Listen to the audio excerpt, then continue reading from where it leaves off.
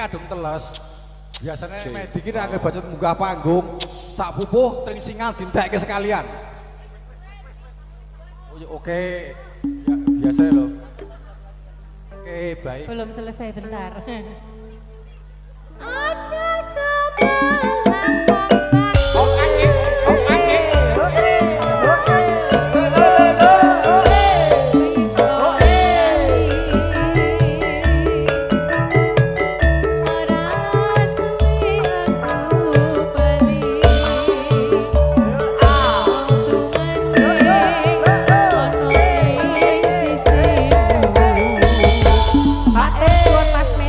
Banun MC